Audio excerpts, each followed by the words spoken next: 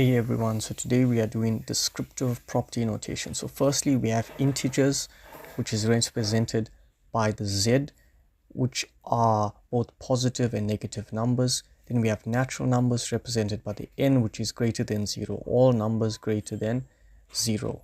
Okay, then we have this q. Okay, sorry, I'm just getting this clicker, q, which is fractions. Okay, then we have real numbers, which tell us, which includes all of the above, everything, fractions, positive numbers, negative numbers, 0, whatever it is, and an empty set, which is represented by this 0 with the cross out, meaning to say that there are no elements whatsoever inside. So let's get into it quickly. If s is equal to x, which is an element of real numbers that's greater than 0 and less than 1, what is s? Well, if it's greater than 0 and less than 1, then no doubt it's got to be an empty set. Why? Because there's no number that's greater than 0 and that's less than 1. Doesn't make sense. So if s equals x is the element of real numbers, so it can be, so it includes everything. X is greater than or equal to -2, and x is less than 2, then s must be. So we put up our set. In order to do that, you open up braces, which is these curly brackets, -2, because it includes it. It'll be -1, 0, and 1. That's it. We don't include 2 because it's less than 2, but we include -2 because it includes it. Okay. Finally, it says express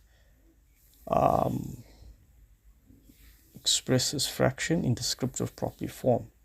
Okay, so you will have to pay a little bit of attention here, but yeah, it's quite easy. So we see that the numerator is increasing by 1, and we see that the denominator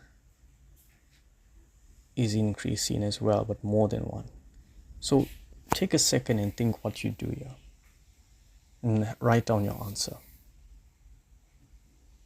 Okay, so if you look carefully, as I mentioned on the top, the numerator is increasing by 1. Therefore, we would say let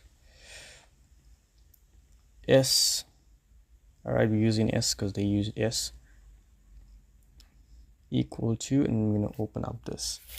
So then we'll say that n or x, either one works. Thinking, let's go with x. Let x be an element of natural numbers. All right. Then we want it to be greater than or equal to 2 because we don't want 1. And then what do we do here? Well, firstly, I'm going to put an n on the top for my numerator. And now, what am I going to do with the denominator? Well, it's quite easy. Notice there's 3, there's 8, there's 15, and there's 24. The numerator exists in the denominator. Let me show you something. So in the first one, we have 2 and 3, which we could write as, how can we get 3? Well, 2 squared gives you 4. And 4, if you subtract 1, gives us 3.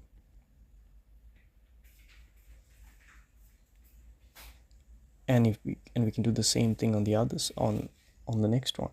3 squared gives us 9. And 9 minus 1 gives us 8. And this pattern will continue for the rest, for infinity, as presented in the expression above.